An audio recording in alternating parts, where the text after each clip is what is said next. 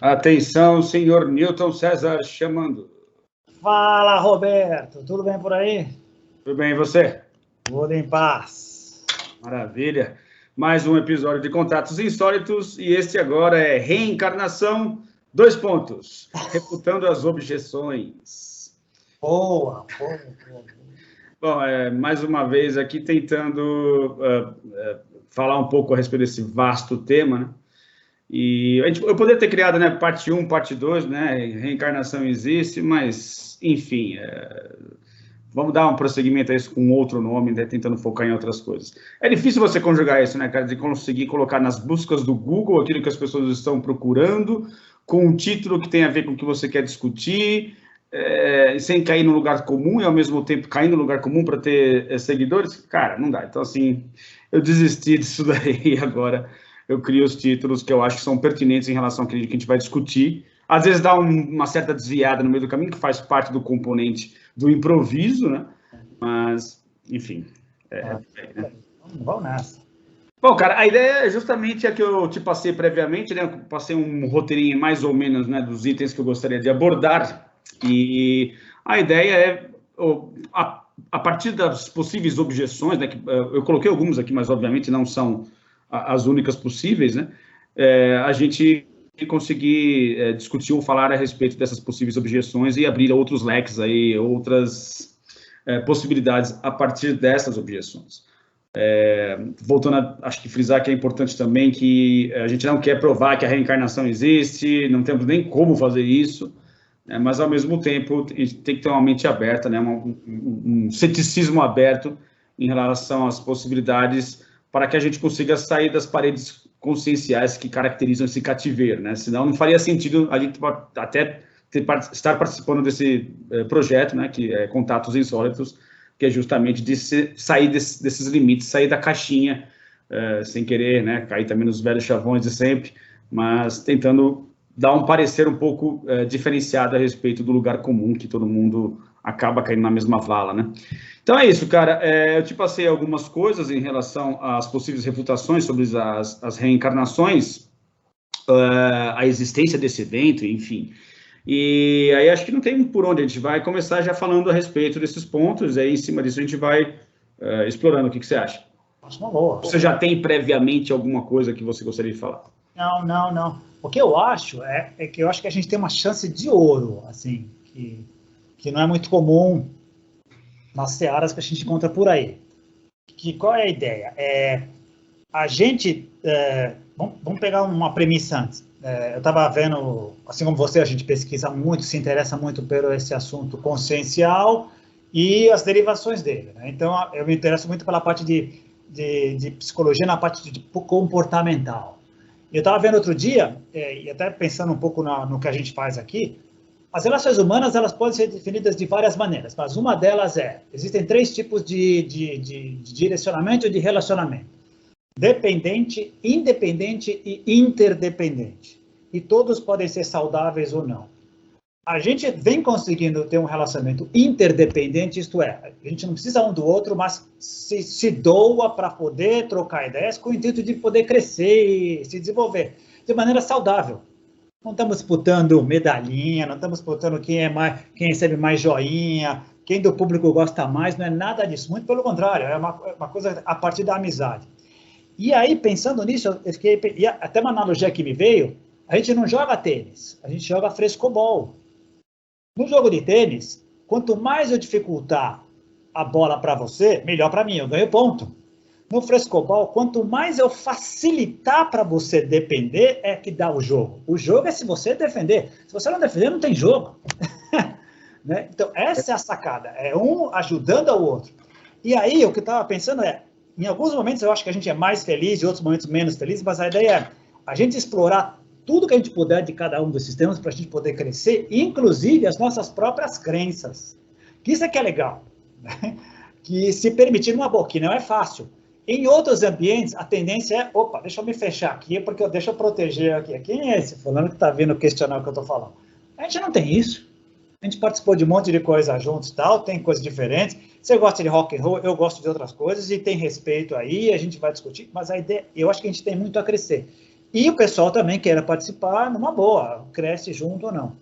E só para terminar, eu acho super louvável o teu esforço de tentar juntar e tentar entrar na onda do Google, das redes sociais, de tentar participar das palavras-chave, tá? Mas às vezes não dá e vai fugir muito. Então, às vezes, não vale a pena na relação custo-benefício. Então, o que importa é que a gente se divirta e que as pessoas que acompanham consigam. Uma ou outra, você tem conseguido embocar quase todas. Então, o importante, você já vem falando isso também faz muito tempo já, é a gente se divertir, né, cara? Se a gente perder esse tiro pela diversão, né, ou sentir que a gente está perdendo essa tração dentro do caminho do autoconhecimento, aí ferrou, aí realmente não faz mais sentido prosseguir, né, cara? é legal, e enquanto a gente vai aprendendo, tá legal. Porque mesmo se a gente começar a perceber que a gente está se repetindo, aí a gente, vamos mudar, vamos jogar outra coisa, né? Certas repetições são inevitáveis, né, cara? Que eu acho que é do jogo também você rever, revisitar, e às vezes não tem muita criatividade mesmo para conseguir sair de certos paradigmas, mas, enfim, a gente tenta. Mas mesmo a repetição, eu estava vendo, esse tema, eu já mudei de ideia e já expandi ele pelo menos umas 5 vezes que eu estava vendo, nos últimos 33 anos que eu estou nessa seara. Pelo menos 5 vezes eu sou capaz de lembrar, e cada vez maior. A ideia é que ele seja cada vez mais abrangente. E quanta certeza eu tenho? Muito pouca. Mas ele está mais abrangente, ele dá mais estofo para a conversa. Ainda é uma crença? Ainda é uma crença.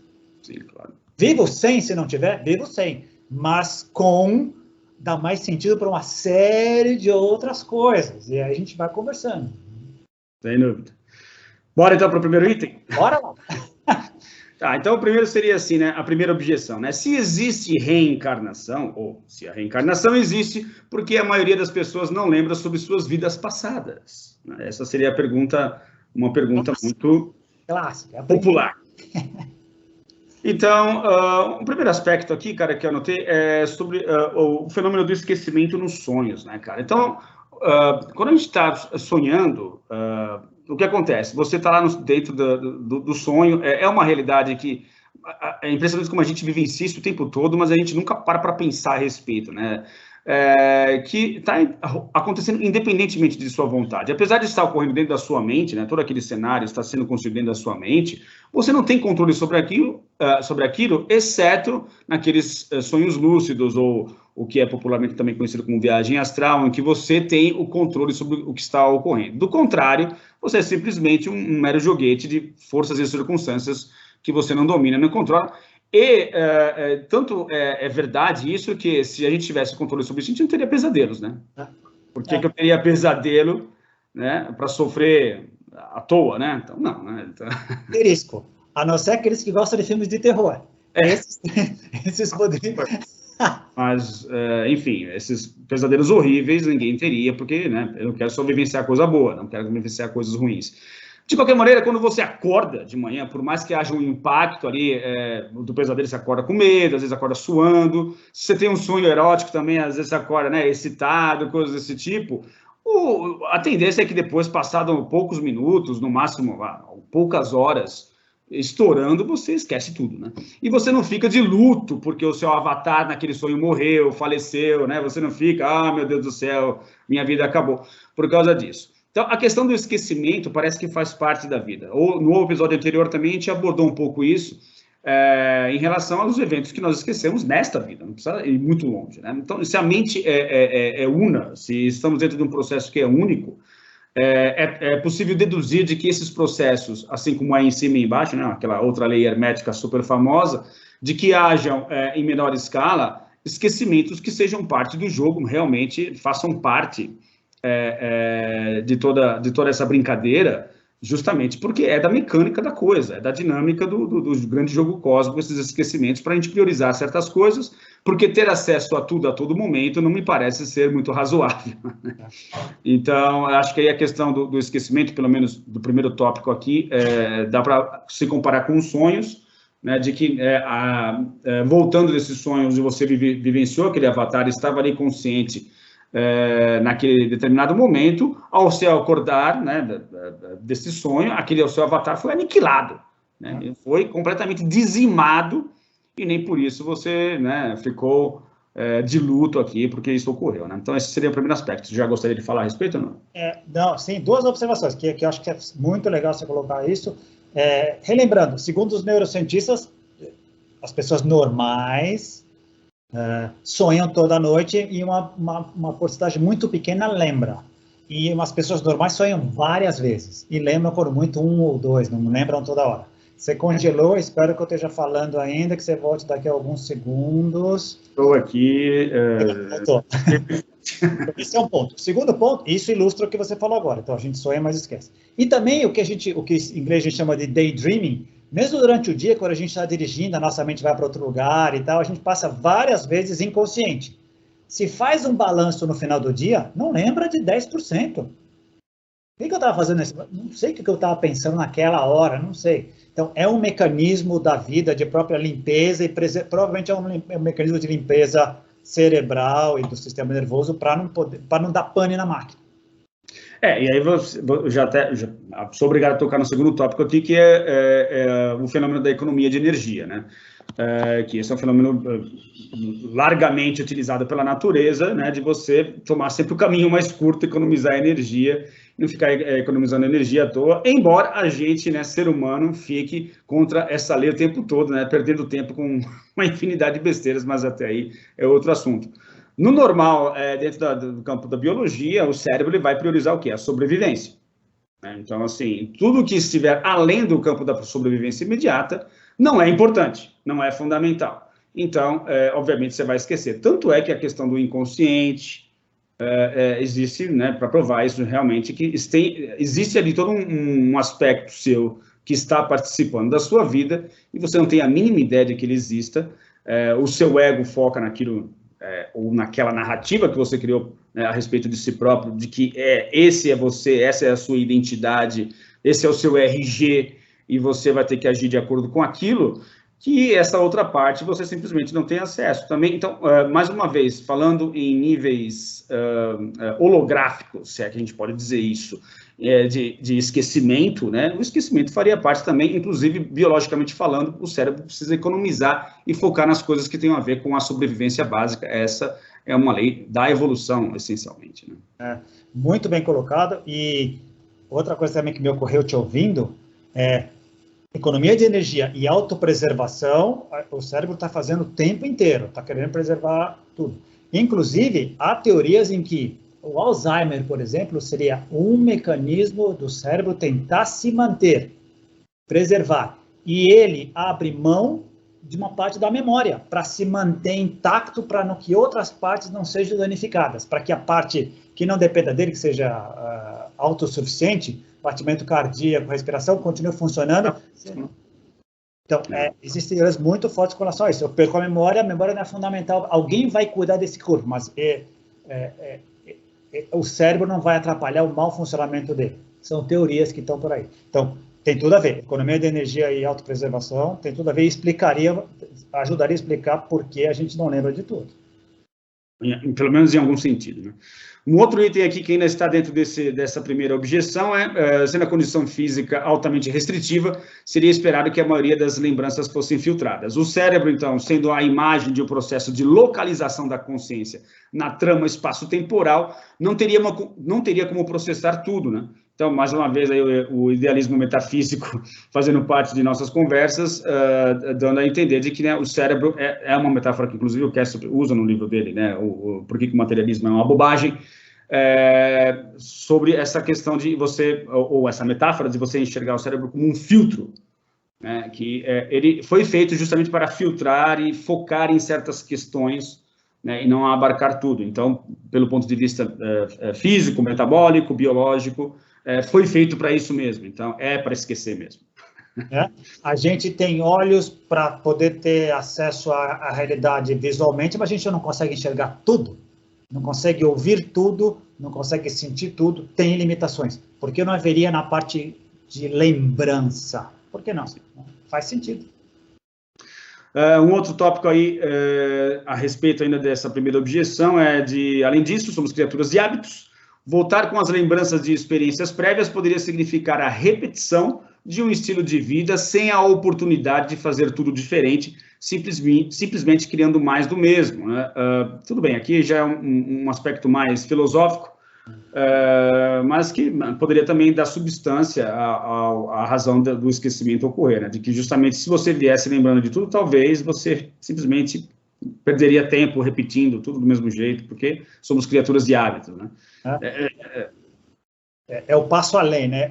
Tentando já entrar na seara do porquê que ela existe, né? Então, validaria por que fazer isso se a gente já volta com tudo? Se eu volto com o meu HD cheio, para que instalar outra máquina, outra coisa. Então, assim, não estou falando que isso acontece o tempo todo, que necessariamente é uma regra que não tenha sua certa flexibilidade e exceção, mas talvez participassem de alguma forma aí nesse grande quebra-cabeças, né? Uma pedrinha no mosaico. Um outro aspecto aí também importante seria algumas repetições já ocorreriam inconscientemente na forma de samsaras, né? Que é aquela palavra em sânscrito que significa o ciclo de nascimento, morte e renascimento, que em um determinado momento precisa ser superado de acordo com a tradição hinduísta, jainista e budista. Todavia, lembrar de tudo também poderia ser uma desvantagem, contaminando a oportunidade de fazer tudo diferente nessa vida. Então, aqui tem 2 aspectos que eu acho que são importantes. Esse primeiro aspecto, agora mais filosófico oriental, né, de que tem o samsara, que é essa questão das repetições, de que já estaríamos programados para ficar repetindo isso, né? Existe aquela metáfora também, uma metáfora antiga, infelizmente, né? Na época dos LPs, os long plays de vinil, né, que é aquela faixa riscada, né, que você volta, sempre está repetindo aquela mesma história, e que dentro do budismo essa é uma condição a ser superada. Em determinado momento, todo ser humano ele tem que passar por esse processo de que, opa, agora sim a consciência a respeito dessas repetições ocorre, eu preciso mudar isso, eu preciso superar esse momento, né?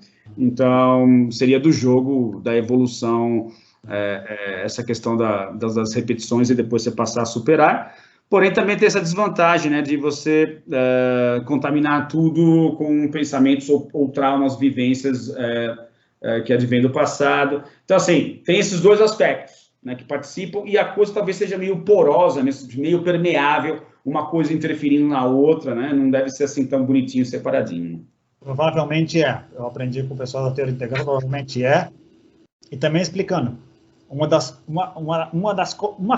dizem que é a constante, mas eu diria, uma das constantes do universo é a mudança, então está tudo mudando. Não haveria sentido ter uma coisa fixa a qual eu tenho que recorrer o tempo inteiro se eu estou num processo que está mudando o tempo inteiro. Tem que criar espaços para a mudança. Seja o que for, havendo ou não a encarnação, seja como ela for, talvez a gente possa explorar daqui a pouco como é que ela se dá, tem que ter espaço para a mudança, senão não tem sentido. Bom, aí em relação a esse primeiro item, seria isso. O segundo item, ou a segunda pergunta, ou a segunda objeção, seria o seguinte: e se não lembramos, né, das vidas passadas, por que raios precisaríamos lembrar? Ou seja, tipo assim, eu não lembro, para não lembrar mesmo. Então, assim, não quero ter acesso a isso, não preciso saber disso, não me interessa. Bom, então, aí vamos, né, às alegações em contrário. Então, da mesma forma que experiências nesta vida formatam a nossa personalidade, experiências de vidas passadas também formatariam, inclusive de forma negativa, através dos traumas. Não seríamos tábulas rasas, mas talvez muito do nosso comportamento viria de experiências prévias, né? Como nós falamos no episódio anterior, né, essas habilidades que certas crianças apresentam na mais tenra infância, né, habilidade para música, habilidade para matemática e coisas do tipo, a gente pode também trazer influência, não só bonitinho, só o positivo vem, só o legalzinho vem, podemos trazer cargas, né, que não sejam legais também, e muitas pessoas apresentam isso, né? Uma pessoa, por exemplo, que tem medo de cobra, de serpente, sem nunca ter visto uma serpente, sempre ter morado na cidade e ter aquele pânico, né? Ao ver uma fotografia, já começa a suar, passar frio, passar mal. Isso é uma coisa muito disfuncional, né? Porque extrapola o medo normal, aquilo que seria considerado como normal, para uma coisa que atrapalha a vida da pessoa, etc. Então, talvez uma das respostas, né, não estou dizendo que é a única, seria justamente vivências de vidas passadas que estariam trazendo essa carga para a vida atual, né? Já que ela nessa vida não existe nada ou nenhum evento que ela lembra, ou os parentes, pais, amigos, tenham vivenciado, enquanto ela era criança, desse episódio para tentar lembrá-la, olha, quando você era criança, tinha uma cobra passando perto e você se assustou. Tem casos que não nada justifica, então talvez uma vida passada tivesse um certo posicionamento nessas questões. Né? E, pegando o teu exemplo, fazendo um paralelo com a vida atual, há casos em que nós acabamos sendo produto, resultado de tudo que foi vivenciado, mesmo que ficou escondido na sombra. Às vezes, esse esclarecimento, a pessoa teve essa vivência com a cobra traumática, foi travado, foi colocado na sombra e alguém lembrou e talvez justifique esse pânico, mas se essa pessoa não aparece para esclarecer, a pessoa nunca vivenciou isso. Na mente dela, ela vivenciou, mas foi esquecido. Quanto a gente não tem debaixo do tapete nessa existência? Então, sim, parece que é outro mecanismo para a gente continuar se preservando e continuando indo além. Exato, exato. Então, seria pelo menos por aí. Um outro aspecto aqui é que lembrar das coisas marcantes, longe de ser tudo, nunca é tudo, tá? Mas os pontos marcantes de outras vidas, aquilo que foi realmente traumático, aquilo que foi realmente fundamental, pode ser terapêutico e muito transformador, promovendo a maturidade e a sabedoria ao abrir o acesso para o universo inconsciente que influencia grandemente nossas vidas. Aquilo que a gente também já vem abordando em alguns episódios, de que, quer a gente queira ou não, nós somos muito mais do que o nosso próprio ego, impactamos o meio, né?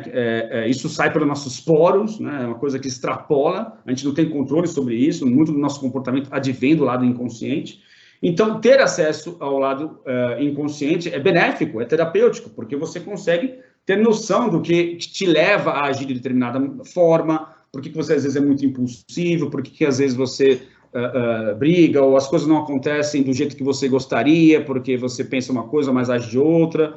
Então, tudo isso também faria parte desse grande pacotão, né? E você às vezes encontra essas causas voltando, e às vezes encontra essas causas voltando nessa vida. A mesma esquema. E aí está o lado terapêutico. Eu descubro o que aconteceu, eu descubro a origem do trauma e trabalho em cima dele para eliminá-lo, para poder conviver com ele. A memória estará lá, mas ela não me assustará mais. Exatamente. Que é esse fantasma que nos assusta. Exatamente. Então, e contribui. Né? Então, assim, lembrar para quê? Para situações como essa, acho que é bastante justificável você ter acesso a isso. A outra objeção que eu coloquei aqui seria: se a reencarnação de fato existe, onde estariam todos aqueles que partiram? Ahá! Cadê esse povo? Parece aquela pergunta, né? Se os extraterrestres existem, né? Onde é que está todo mundo, né? Do Fermi lá. Paradoxo de Fermi. Vamos lá. Bom, o primeiro item é, da mesma forma que a gente não fica de luto ao acordar, isso tem a ver com aquele item que eu havia mencionado lá sobre os sonhos, né? Porque o nosso avatar foi dizimado ao acordarmos, algo semelhante ocorria com os falecidos. Ou seja, a nova condição da consciência do falecido seria tão drasticamente diferente da nossa, que isso prejudicaria severamente qualquer forma de comunicação inteligível. Isso aqui, cara, eu acho que por si só já daria um episódio. Porque a gente tende a achar que as coisas continuam da forma como sempre foram. Ou seja, embora isso no livro do tibetano do Viver e do Morrer, eles falam que a gente morre da maneira como a gente viveu, muito provavelmente baseado na melhor simulação de morte que nós temos, que é a utilização de substâncias psicodélicas, né, substâncias alucinógenas, é o fato de que, quando você passa por essa experiência, a realidade muda drástica. Não é uma mudancinha pequena. É um nível de acesso a uma outra realidade que não tem absolutamente nada a ver com a nossa. Então, pelo fato de não haver nenhuma relação de uma coisa com a outra, realmente isso dificultaria essa comunicação. Não que o ente falecido não gosta, não tenha criado laços de amor, etc., não é nada disso, mas é que a condição é completamente diferente. E aí eu fiquei pensando, né, falando um pouco a respeito dessa questão da vontade que o Schopenhauer falava, né, que somos a nossa essência mais interior e mais primordial, mais primitiva, é essa questão dessa vontade, desse impulso por fazer, esse impulso, esse dinamismo por se movimentar, pensando, por exemplo, na experiência, né, que todos nós, a vida se resume em experiência. A experiência, por exemplo, de uma árvore. Então, assim, a gente E, obviamente, se você não tiver dificuldade para pensar numa coisa dessa, pelo amor de Deus, né? Não deve ter nada a ver com a nossa experiência, absolutamente nada a ver, né? Então, essa mudança drástica de um estado para o outro, né? Ou seja, morreu, eu falei, não tem mais esse corpo, não tem mais esses órgãos, te colocaria numa posição onde essa discrepância seria tão absurda que a comunicação realmente ficaria muito prejudicada. Bem colocado. E concordo com você, daria um outro papo, as origens que cada linha de espiritualista filtra, entende e interpreta o que seria encarnação. Há linhas espíritas, não só uma, linhas espíritas que dizem que a gente controla e que vem, etc. Linhas budistas diferentes. O livro do tibetano de Viver e Morrer é um. O Bardo Todol descreve todo um processo do desencarne até o encarne de novo. E aí vai. Uma coisa que eu acho que é bem interessante, que valeria a pena, alguns detratores, né, algumas pessoas que criticam, digam, não pode existir, sabe por quê? Porque antes, sei lá, no ano 1000 tinha 1 bilhão de pessoas no mundo e agora tem 8 bilhões. De onde vieram esses 8 bilhões? Não, tá errado, tá furado. Mas é o princípio base da matemática. Peraí. Quantas pessoas tem no pote original de que estão vindo para cá? A gente nunca soube. Ninguém disse que quando tinha 1 bilhão aqui, tinha só 1 bilhão fora. Quem sabe tinha 40 bilhões fora e a gente está dando condições agora dessas pessoas virem. A gente não sabe o tamanho do pote original de onde estão vindo as coisas, né? Então, esse argumento de que está furado porque olha como multiplicou tanto, não teria tanta alma assim, não. Esse não fecha, não é por aí. Não mesmo.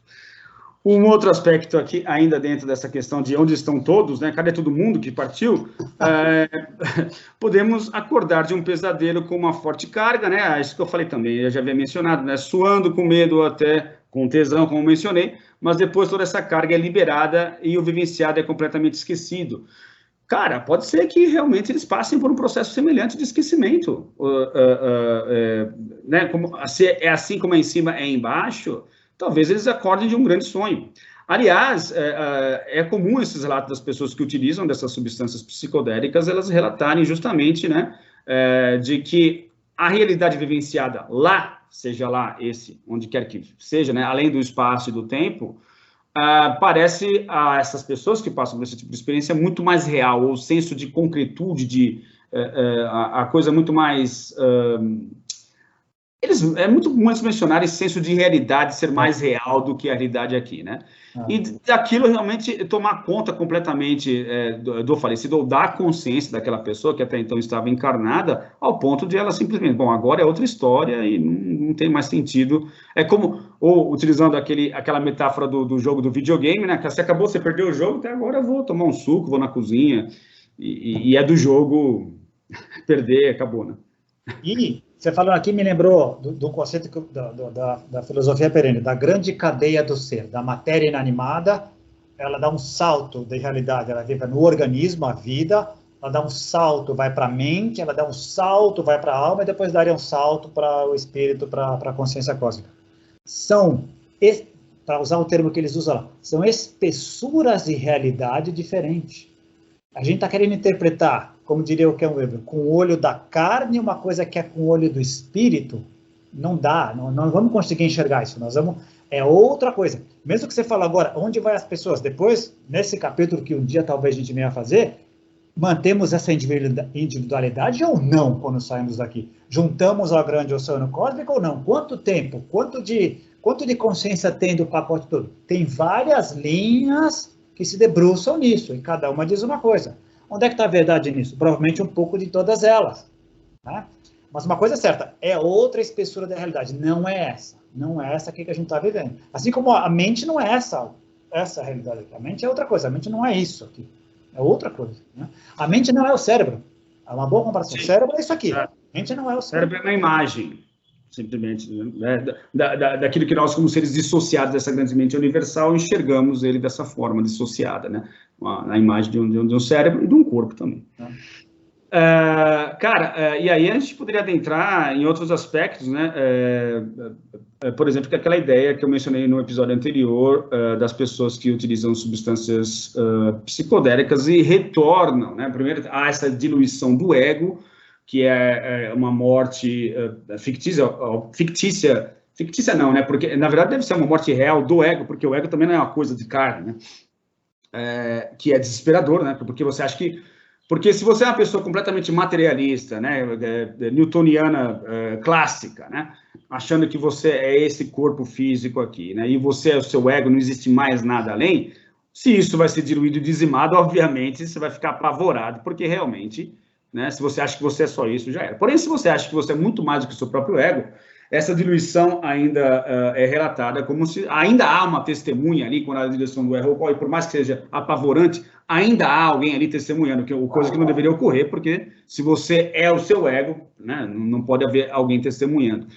E aí, na sequência, essa reentrada, né, no mundo tridimensional ou na carne, essa volta, esse retorno, ser uma coisa também tão horripilante quanto, né, que é você se voltar, né, para essa caixa, ou acho que no episódio anterior você mencionou também de haver essa sensação de você estar dentro de um caixão, né, o Bernardo Kessler fala que foi horrível para ele pensar, puxa, como é que eu vou voltar a me enquadrar dentro de um processo onde tem um calendário, onde existem 7 dias na semana, existem horas, e eu vou estar aqui me enquadrando nesse processo, num carro que, para eu vivenciar uma experiência, eu tenho que entrar dentro de uma coisa metálica com 4 rodas e dirigir até o outro ponto, que coisa horrível.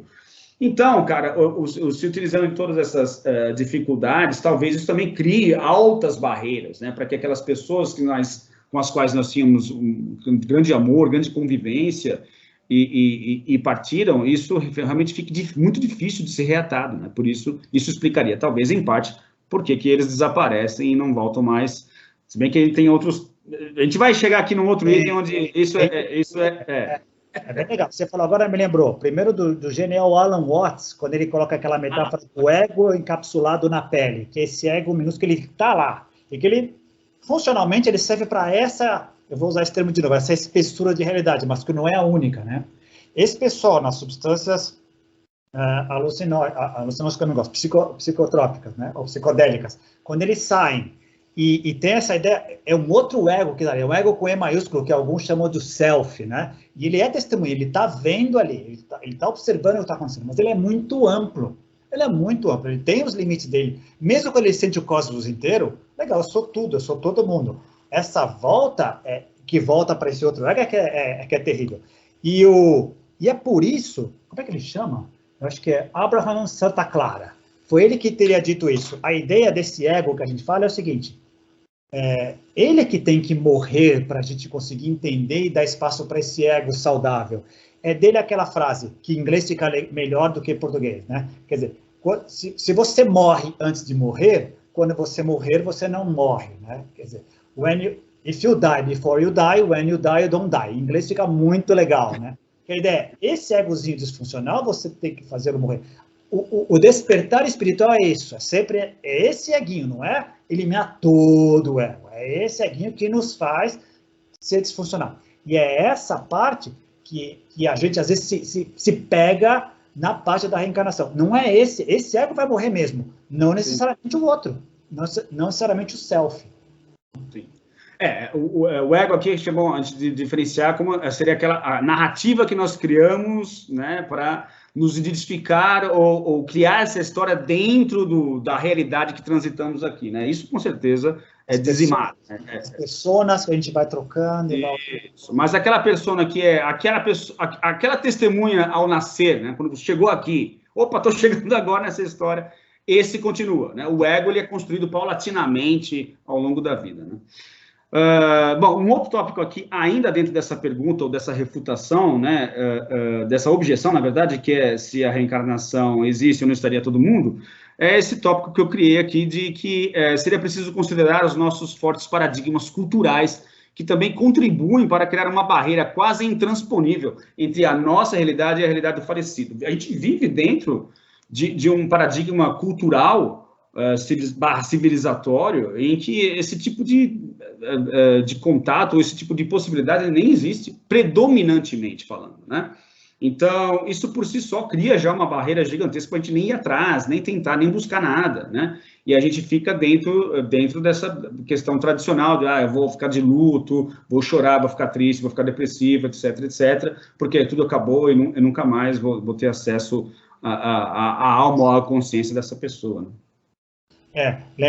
vou falar por mim e por você também, eu acho que você vai concordar comigo. Nada contra o luto, muito pelo contrário, ele faz parte do nosso processo de crescimento e de relacionamento. O problema não é o luto, o problema é a dependência, o problema é o attachment, tem um termo para isso. O apego. O apego, esse é o problema. O sentir a ausência de alguma coisa que se perdeu, que não voltará mais presente, é perfeitamente compreensível. Mas eu acho que, culturalmente falando, ainda a gente não leva isso muito a sério. A gente não aprendeu a lidar. Não aprendeu a lidar. Bom, vamos passar agora para outro ponto aqui, que é a objeção 4. Se estamos falando de um evento de natureza real, a reencarnação, por que a ciência ainda não descobriu nada a respeito? Aham! Bom, o primeiro item que a gente pode falar, a primeira refutação que a gente pode estabelecer tem a ver justamente com esse item que eu acabei de citar, que é da questão do paradigma cultural, né? A ciência, por questões de puro preconceito, pelo fato de tudo isso ser contra o paradigma predominante, vai rejeitar mesmo. Então, não vai nem atrás, não vai nem tentar. Já vai refutar logo de cara. O próprio Castro, que estava mencionando outro dia, um cara famoso, aí eu não vou lembrar agora quem que foi, não vou lembrar, não vou nem tentar lembrar aqui, senão a gente vai perder tempo. Mas uma pessoa famosa que chegou e falou para ele, olha, realmente não tem cabimento o que você está falando, mas ele mencionou, tá, mas você pode tentar escutar o que eu tenho a dizer a respeito disso? Não, isso não é possível e acabou. Então, assim, ele estava mencionando, poxa, mas peraí, né, vamos com calma. Como assim não é possível? Você nem deixou que eu falasse algo a respeito, né? Para tentar mostrar para você as evidências que todo bom cientista com C maiúsculo sempre busca ir atrás, né?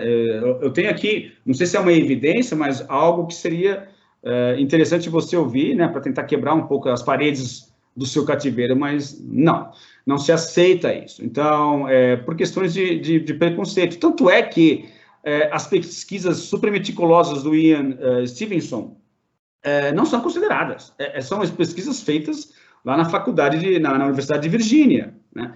E, sabe, tem uma documentação extensa, tem vários livros que ele escreveu, vários casos catalogados, mas simplesmente se ignora por completo, né? Nem vão atrás disso daí, é impressionante. A tua pergunta, né, por que a ciência não resolve? A primeira coisa que me veio é de que ciência estamos falando, né?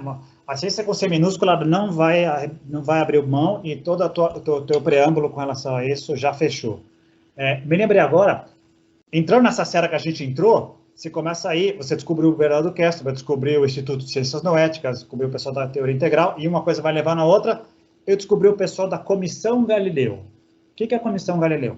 90 cientistas do mundo inteiro se reuniram e falaram, olha, vamos fazer uma ciência com C maiúsculo, uma ciência que inclua a consciência pré-existente ao material. E por que eles chamaram Comissão Galileu? Porque quando o Galileu fez as primeiras lunetas, os telescópios, e começou a reformular a realidade, algumas pessoas, principalmente da igreja, disseram, eu não acredito. Ele dizia, olha no meu telescópio, não preciso, eu sei que não é. Então, exato. O símbolo da Comissão Galileu os próprios cientistas não estão querendo olhar pelo telescópio que está apresentando. Olha, tem evidência aqui, quer olhar? Eles se negam até a ir olhar. Tanto é que o símbolo é um cara olhando no telescópio. Eles estão se negando a ver Ian Stevenson, todas as pesquisas que estão acontecendo agora. Comprovam? Não, mas como propriamente o Ian Stevenson disse, sugerem. É a melhor explicação até a gente ter alguma coisa melhor, e é assim que a ciência funciona. Eu teorizo a partir de uma prática, de um resultado, e enquanto não tiver uma coisa melhor, é ela que tem que prevalecer. Me prove que não é. Me prove que não é. Muito legal, cara. Mas, enfim, isso existe mesmo, de fato, na ciência. E o Castro, cara, ele consegue ir até nos meandros, assim, o início do pensamento científico, do iluminismo. Eu ia falar ilusionismo, cara, do iluminismo, que, de certa maneira, não ia estar tão fora dentro daquilo que eu quero mencionar. Mas como isso foi conveniente para a época, como culturalmente isso é explicável, mas não cientificamente, do jeito como a gente imagina que isso seja explicado. Bom, um outro item aqui, ou uma outra objeção à reencarnação seria, por que seria vantajoso viver várias vidas ao invés de apenas uma? por que o próprio cristianismo baniu esse conceito de sua doutrina em 553? Na verdade, não sei por que coloquei isso num item só, devia ter separado aqui, cara, mas tudo bem, vamos lá, vai. Por que seria vantajoso, então, viver várias vidas ao invés de uma? Eu levantei aqui alguns pontos. Então, ó, da mesma forma que uma única viagem fornece pouco em termos de experiência, uma só vida também seria insuficiente para vivenciar tudo que pode ser vivenciado, né? De novo, a gente entrou naquela seara legal que é o porquê da coisa existe, né? Então, seria bacana. Tem sentido. Teria sentido também uma só encarnação? Teoricamente, se for só a profunda consciência cósmica que está usando cada um de nós uma vez só, também teria. Mas você multiplica o número de possibilidades de aprendizado se vários de nós fazem isso várias vezes. Sem dúvida. Um outro aspecto seria pelo fato, né, ou seja, reencarnar várias vezes, pelo fato de estudar automaticamente, muitas vidas... não, isso aqui eu estou respondendo a questão do cristianismo. Isso aqui foi uma falha minha, tá? Mas tudo bem, eu vou agora seguir atuar do jeito que está. Então, assim, por que o próprio cristianismo baniu esse conceito de sua doutrina em 553? Bom, Justiniano fez isso daí, né, cara? Num dos concílios lá. E pelo fato de estudar automaticamente muitas vidas para os cristãos redimirem de seus pecados, perdendo o caráter de urgência, que era interessante para a igreja, na época, enfatizar, né? Porque, pô, peraí, mas se você está um pouco se lixando, né, para os seus pecados atualmente, quando é que você vai me dar o seu dinheiro? Quando é que você vai me dar o seu dízimo? Quando é que você vai contribuir para a igreja, seguir aquilo que eu estou dizendo que você tem que seguir? Então, assim, não dá, né? Muito bom, muito bom. Inclusive, eu aprendi com você. Na minha concepção, nos meus estudos lá atrás, do século passado, isso teria acontecido no Concílio de Nicéia 325, quando... Mas eu disse errado, depois eu vou ver. Quando a parte da reencarnação foi retirada e céu, inferno e purgatório foi colocado. Com a ideia de que vive aqui, paga aqui, reforce a igreja aqui. Não tente postergar para frente, né? Mas o conceito é o mesmo, a ideia é essa. Fique aqui, não deixa para depois, vamos resolver essa pendência. Se foi em Nicéia ou se foi depois... agora eu não lembro onde é que foi esse concílio, mas enfim, mas se foi em 553 ou se foi anteriormente. Mas não... Mas o âmago está lá. Deixa eu tirar essa ideia de que eles podem voltar e aqueles fazerem essa balbúrdia, eu perco o controle. O controle está direto ou indiretamente sempre vinculado. Eu controlo pelo medo. É aqui agora, é através de mim, igreja, esse representante. Aí vem a comercialização de indulgências, de absolvição e uma série de outras coisas. Exatamente, terreninho no céu e por aí vai, né? Bom, outra questão aqui ligada a isso por outro lado, o paradigma materialista extirpa a nossa responsabilidade. Afinal, se existe apenas uma vida para ser vivida, a minha relação com o meio será irresponsável e predatória, tirando o máximo proveito de tudo, sem se importar com o que acontecerá depois, posto que eu já estarei morto mesmo daqui a algum tempo, então que se dane. Então, tipo assim... Clássico. Cara, vou morrer mesmo. Clássico. E, inclusive, justifica uma série de vícios, uma série de problemas. Vai todo mundo no mesmo buraco, não vale a pena mesmo. Tudo bem.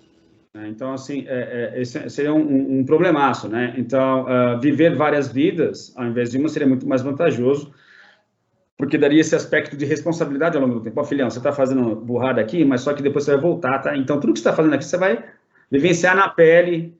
E para driblar isso, é que, no gancho com o tópico anterior, é que a igreja dá a ideia da punição, da ideia de você não se portar bem, você será punido aqui. E a punição é o inferno. O inferno começa aqui, começa com esse medo danado de ir para o inferno quando morrer. Né? Claro, essa ideia de que eu teria outras oportunidades de aprender e faço parte do processo, arranha essa ideia, arranha e muda aí a questão de que você falou no começo, da responsabilidade com relação ao que eu estou fazendo e cada uma das minhas ações, karma. Tem um aspecto que eu acho um pouco infantil, que eu já ouvi, ou já li em algum lugar a respeito disso, que eu discordo, que é essa ideia de que, ao se ter várias outras vidas, você poderia empurrar muito mais com a barriga dura, eu vou só me divertir, não quero nem saber. Eu acho que não, cara, é uma forma muito simples, não que não possa acontecer, mas eu acho que ela é muito simplista, porque não se resume apenas a isso, né? Tem esse aspecto do impacto que você está causando, que você vai gerando dívidas, que tá bom, mas você vai reencarnar depois, e aí? Tudo que você fez aqui, toda a depredação, tudo que você causou, o inferno, as guerras que foram geradas, você vai sofrer isso depois, porque você vai nascer aqui e voltar a vivenciar tudo isso. Então, eu acho que acaba dando mais responsabilização do que tira, entendeu?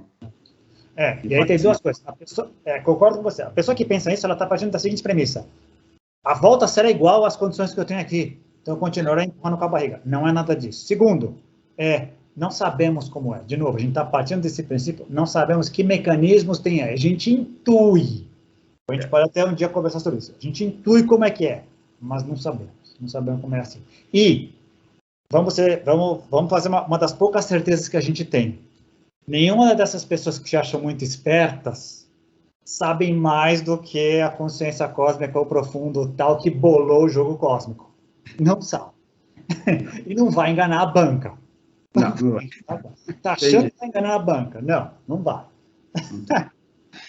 Bom, e aí com isso a gente termina essa objeção aqui.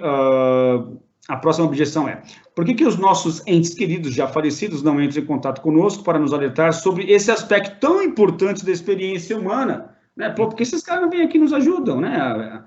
E aí, bom, aí eu coloquei, né, que esse item está ligado ao item 3, que a gente já mencionou, né? Porém, existem uma literatura vasta dentro do campo espírita, né? Os livros do Chico Xavier, mas também tem outros autores dessa mesma linha, que violam essa lógica ao reportarem muitos casos em que entes falecidos se manifestam através de médiums, né? E com dicas, ou mencionando coisas, ou certos trejeitos, ou falando de certas maneiras, ou dando dicas sobre certas coisas que somente aquela pessoa falecida teria condição de saber. Né? Então, embora, do ponto de vista da parapsicologia, teriam outros eventos ocorrendo aí ao mesmo tempo que poderiam dar conta de explicar, pelo menos em parte, talvez aí o médium teve em contato com esse inconsciente coletivo, de alguma forma conseguiu ter acesso a essa informação e não foi o morto propriamente dito que falou aquilo. Essa é uma forma de chegar, mas também a gente não pode reduzir tudo a isso. Pode ser que hajam outros eventos ocorrendo concomitantemente e a questão da entidade ou do ser, a consciência do ser falecido realmente ter se manifestado através do médium, né? Enfim. Não é a única, de novo, olhando como diria o pessoal da Comissão Galileu, tem evidências suficientes que abrem pelo menos a possibilidade de se investigar seriamente o que está acontecendo. Existe um mecanismo aí para essa outra espessura de realidade que está tendo acesso, que a gente está tendo acesso, que não se explica somente pelo inconsciente coletivo, por uma série de alucinações. Não é só por aí. Bom, então, assim, quem quiser saber mais a respeito, obviamente, por favor, procure essa literatura específica, que vai ter informação pacas. Muita coisa. A outra objeção, a objeção número 7, é: se a reencarnação existe, qual seria o valor ou o sentido da vida atual? Complica, né? Porque assim, eu coloquei, provavelmente cada consciência teria algo diferente para ser vivenciado, aprendido e superado. Deve ser super vasto isso, infinito. Ou seja, no final das contas é super democrático, entre aspas, porque, na verdade, cada um vai ter o sentido que esteja relacionado com aquilo o que melhor você conseguir extrair dessa vida. Né? Ou de pior. Ou de pior. Depende da premissa. A premissa é materialista, só tem isso, o universo ele não tem escrúpulo nenhum, a gente é um acidente, a vida é um acidente, a inteligência é um acidente, a consciência é um acidente, legal. Então não tem sentido nenhum mesmo. É legítimo esse pensamento? É legítimo. Dá conta de explicar tudo que existe? Dependendo de quão flexível você seja, sim. Perfeito. Mas é como você interpreta a realidade. Outras interpretações são muito mais amplas. E a tendência é, quanto mais amplo, mais verdadeiro. Né? Quanto mais amplo, mais verdadeiro. Então, aí os porquês, depois a gente pode discutir, mas pela maneira como a gente enxerga dessa consciência que não morre, ela seria imortal, está desde o começo do universo, se reciclando, um dos mecanismos dela seria encarnando. Não é o único. Quem somos nós para dizer que é único, mas é um dos mecanismos, é esse. Bom, e aí, emendando nesse outro item, a outra objeção seria: e qual seria o sentido desse acúmulo de experiências em um contexto ainda maior? Bom, aí a brincadeira fica mais interessante. E aí a gente abre o leque muito legal para um monte de coisa.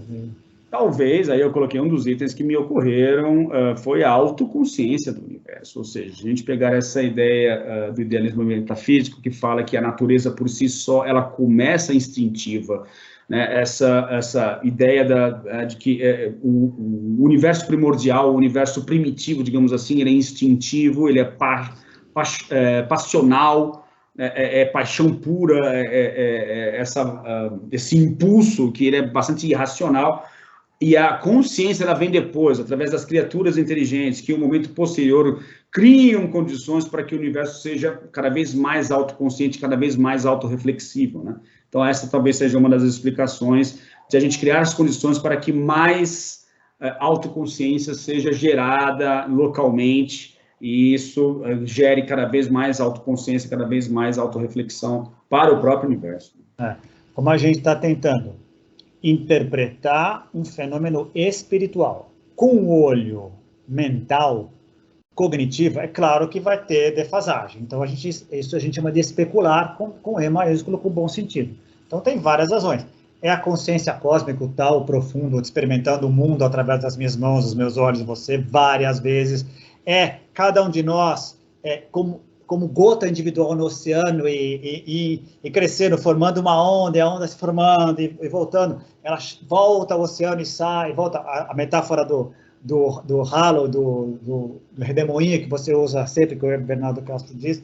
Enfim, os porquês, aquele capítulo de, legal, partindo do que existe, por que seria como seria? E aí tem várias linhas, que tem várias delas, e todas muito boas, todas provavelmente parciais, mas todas muito boas e interessantes, e algumas mais parciais que outras. A gente teria que tentar encontrar aquelas que são mais amplas, que englobam as demais. Exatamente. Legal. Bom, mais um item aqui seria uma outra objeção. Afinal de contas, o que seria a vida se o componente da reencarnação fosse adotado pela maioria dos seres humanos? Bom, aqui eu coloquei que está ligado ao item 5, tá? Que seria aquela vantagem, né? Qual seria a vantagem de você vivenciar várias vidas, né? Então, eu já mencionei que acho que, do ponto de vista da natureza, do nosso respeito, da nossa responsabilização, da gente tratar melhor uns aos outros, da nossa relação interpessoal, acho que necessariamente mudaria muito, cara. Vamos pegar o primeiro aspecto, que seria aquele mais clássico dentro da ideia do espiritismo, ou mesmo dentro da ideia da reencarnação, com essa raiz hindu, jainista, budista, que seria esse entendimento das relações kármicas e dármicas entre as pessoas, ou seja, muito daquilo que vivenciamos, os conflitos, teria pelo menos a ver, de acordo com essas interpretações, com relações karmáticas, de coisas que um já fez para o outro em vidas passadas, aquela famosa, todo mundo já passou por isso em algum momento, né? Pô, você entrou num ambiente, viu pela primeira vez aquela pessoa, você nunca conversou com aquela pessoa, mas você fala, nossa, não gostei do fulano. Não bateu. Eu olhei aquilo lá, não foi. Então, assim, lógico que esse é um dos aspectos a serem abordados dentro desse tema, mas eu acho que mudaria muito, não mudaria tudo, obviamente, mas mudaria bastante coisa, cara. Esse é o primeiro tópico, você gostaria de mencionar algo? Eu estava pensando em outra coisa, mas eu acho que tem muito a ver isso daí, porque fazia parte de um pacote total, né? Então a gente está, para usar polaridade, que é uma das maneiras de a gente poder entender e fazer o entendimento das coisas, a gente tende a usar o materialismo e o idealismo, ou a ideia da consciência como permeando tudo, né? Esse pacote, o materialismo já está limitado, a gente já explicou ele. A parte da consciência ela é tão vasta, é tão grande, ela permite tantas coisas, e é como se fosse um grande jogo, e essas peças elas ajudam a dar sentido a esse jogo que é muito grande, né? Fiquei pensando aqui, antes de você colocar outra. Seria fundamental para o mundo viver bem se todo mundo tivesse consciência que a encarnação existe? Talvez não. Fiquei pensando assim, quando você me passou de manhã, sei lá, você pega alguma coisa tipo, se todo mundo vivesse uma das frases atribuídas a Jesus, amai-vos uns aos outros. Se o planeta visse assim, não importa se tem encarnação, já resolveria um monte de coisa. De novo, é nível de consciência, né?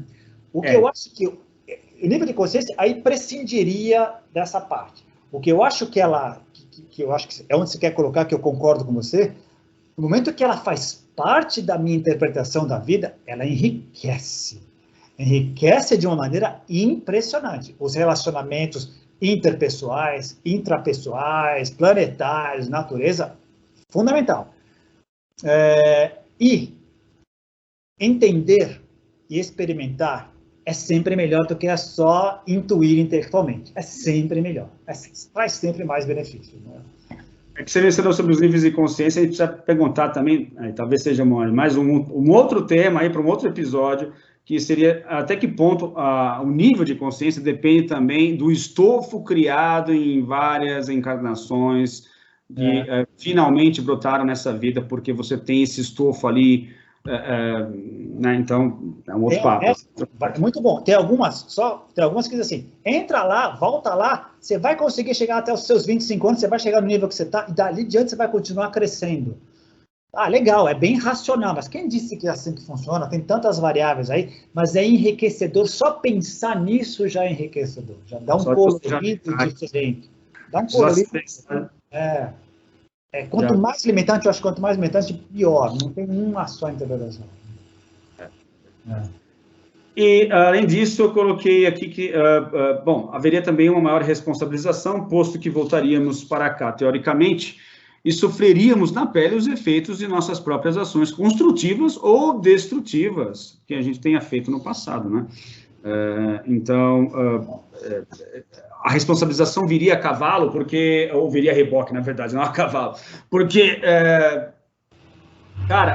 volto a dizer, né, bato na mesma tecla, mas agora dentro de um outro aspecto. Poxa, cara, então, quer dizer, então, que se a gente está devastando tudo aqui, deixando o planeta pior, com a natureza mais complicada, né, alterando o clima, você quer dizer que estão com o risco de reencarnar aqui e sofrer todas as consequências que eu ajudei a causar? Tem. Existe essa possibilidade, né, cara? É uma forma de pensar. Está acontecendo. Digo mais, você estava falando, eu estava me colocando no lugar dos detratores, tá vendo? Então, essa responsabilização, eu teria que vir com memória para ela ter sentido. Se eu vejo sem memória, não tem sentido nenhum, não vou me responsabilizar por nada. Não, parece que o jogo cósmico funciona com outras regras, isto é, você não começa do zero como você achava, você começa da casinha 1, mas tem um pacote por trás que você não sabe por que você entende algumas coisas, por que algumas coisas são mais fáceis que outras, por que algumas coisas te afinam mais do que outra. O exemplo que você adora dos dois irmãos, das pessoas que são criadas juntas, afinidades diferentes. A gente não sai, talvez, explicaria porque a gente não sai totalmente da casa zero, todo mundo igualitário, né? De novo, todos podemos sair de um nascimento, mas tem infinitas maneiras de chegar lá na frente. Mas também, o ponto final não significa que a gente tem que chegar todo mundo lá do mesmo jeito. Não. Exato. Mas você mencionou uma coisa que eu acho que é fundamental nessa discussão, cara, que é justamente isso. A gente não sabe qual que é o ponto zero. Não sabe, a gente acha que sabe, né? Mas e se o ponto zero não for o nascimento? Isso muda muito. Tudo. Muda muito, né? Então, assim, você passa a considerar outras variáveis que até então, e coisas como o inconsciente coletivo passa a fazer mais sentido, cara, porque vai explicando por que você age de uma determinada maneira, impacta o mundo de uma forma que você mesmo não vê, mas as pessoas ao seu redor mencionam, dizem a você, olha, você está causando problema, você está causando, ou muito pelo contrário, você está causando benefício e tal, mas você não tem ingerência sobre aquilo, né? Você não tem consciência sobre os seus atos, pelo menos nessa extensão, né, que as outras pessoas mencionam, que você não vê que são seus pontos cegos. Então, enxergando esse ponto zero, não como esse nascimento físico dessa vida, mas sabe-se lá quando, se é que existe um ponto zero também, né, que de repente, do ponto de vista da consciência cósmica, não existe nem espaço nem tempo, e aí? Não tem começo nem fim. O ponto ômega do Teilhard de Chardin, será que tem? Como o pessoal fala, um dia a ideia seria crescer, evoluir e se juntar à consciência cósmica. Será que é só isso? Depois, e para? Sempre me incomodou a ideia do céu ficando com os anjinhos e parou tudo. Não deve parar, não tem nada parado aí, né? Então, de novo, dá mais colorido. Eu acho que é importante a gente concluir uma coisa que é interessante. Dependendo de como analise, é possível conceber um universo legítimo sem encarnação? É. Agora, com essa ferramenta, com essa diferença, com esse tempero, com esse condimento, que é o que eu disse hoje lá no fica mais colorido, fica mais... E dá vazão à explicação, esse tipo de coisa. Quando você faz esses apontamentos, os críticos têm que tentar buscar explicações para isso, né? E juntos, não há disputa, vamos tentar encontrar juntos uma maneira. Provavelmente é muito mais complexo e fascinante. Exatamente. Né? Mas que dá um colorido legal e que explicaria daria sentido para uma série de outras coisas, isso é muito bacana. Mas tendo que partir desse princípio, a gente não prova, né? E mesmo quem admite, é uma crença. E como a crença, como tudo no universo, está em evolução, não está parada, não é o objetivo, está parada. O ruim é aquele que já fossilizou também, o outro lado está fossilizado. Olha, reencarnação existe e é só desse jeito, tá bom? Ó, você morre, você vai passar por ali, André Luiz, senhores do karma, encarna. Isso também não funciona, é o mesmo erro. Né? Exatamente. Ó, bateu aqui exatamente 1 hora, cara. Boa. Então, acho que, cara, pelo menos a gente conseguiu. Eu sei que ainda tem aquela questão, que é a pergunta que está no texto descritivo, que eu vou colocar aqui embaixo do vídeo, né, que seria muito mais fácil a gente encarar tudo isso como simplesmente um mecanismo psicológico de lidar com o advento da morte, e acabou, né? Aí, a partir daí, criou todas as histórias para tentar dar uma justificativa. Mas vamos deixar, então, isso para outro episódio, porque, né, não dá nem tempo. Que é legítimo, que para algumas pessoas funciona, mas que, de novo, tira o colorido de uma série, deixa de responder uma série de perguntas. Exatamente. Mas é isso, cara. Então, muito obrigado mais uma vez por mais um episódio de Contatos Insólitos. Eu quero aproveitar para pedir para as pessoas comentarem, seguirem a gente no canal, né? Dar o seu joinha aí, se gostou, se não gostou, enfim, se manifestem. E a gente se vê, então, na próxima segunda-feira, cara. Um grande abraço. Beleza, Roberto. Até mais. Até mais. Tchau, tchau. Tchau.